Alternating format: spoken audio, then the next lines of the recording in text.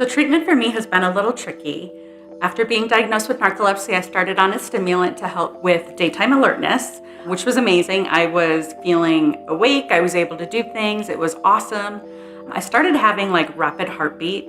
And so shortly after I was diagnosed with narcolepsy, I was also diagnosed with heart disease. So I was unable to take the stimulants or any medication at night to help control my narcolepsy symptoms. I am currently unmedicated for my narcolepsy. I also ended up, because of my being unmedicated and unable to control my narcolepsy symptoms, I had to file for disability at the age of 35, which was extremely difficult for me to accept defeat. I felt like I was giving up, and that was probably the hardest thing I've ever had to do, was file for disability. This wasn't the plan that I had for my life.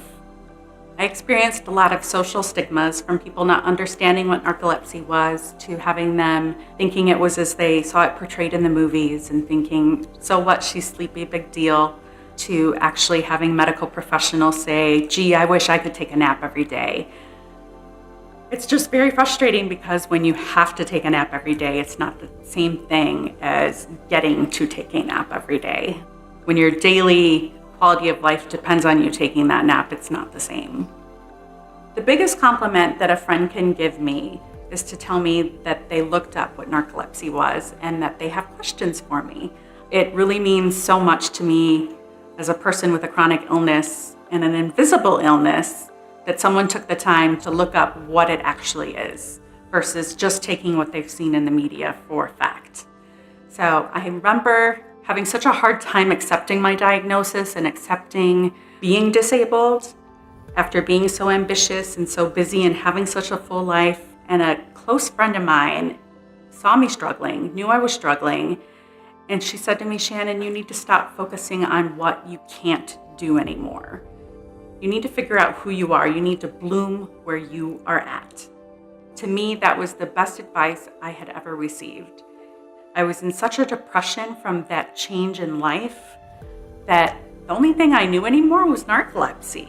And it probably took me about 2 years to talk about it without crying, because it was so emotional, it was so raw, it was so life-changing for me that I thought, I need to make people aware of what this really is so that these social stigmas can be corrected, so that people can understand that it's a true disability and not a joke. So for narcolepsy, the average age of diagnosis is age 11 to 25. And the average time for diagnosis is 8 to 15 years.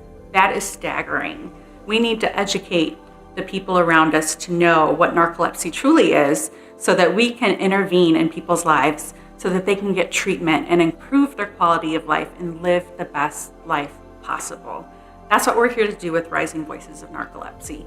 Rising Voices of Narcolepsy is a program of the nonprofit Project Sleep, empowering patient advocates like myself to raise awareness about narcolepsy. We are here to share our experiences with you, to tell you what narcolepsy really is, so that you know and that you could recognize it, and that you can say, I wonder, could that be narcolepsy? And I hope the answer is no. But if it is, we want you to know that there are treatments out there to change your life. And that's what we want to do. We want to help make life better for everybody with narcolepsy. Rising Voices of Narcolepsy has given me a platform to tell my story. People are so surprised, wow, I didn't know this, And that's such a great feeling for people to say, wow, I get it now. For example, I speak at nursing schools, and the students are just so excited about knowing what narcolepsy truly is. And most of them, after they fill out the surveys afterwards, they're like, I didn't know anything about narcolepsy, or I didn't know anything about cataplexy. I didn't know people with narcolepsy experienced hallucinations. And they're just totally intrigued and enthralled. And you can see that they get it now. And that is such an amazing feeling for me as an advocate.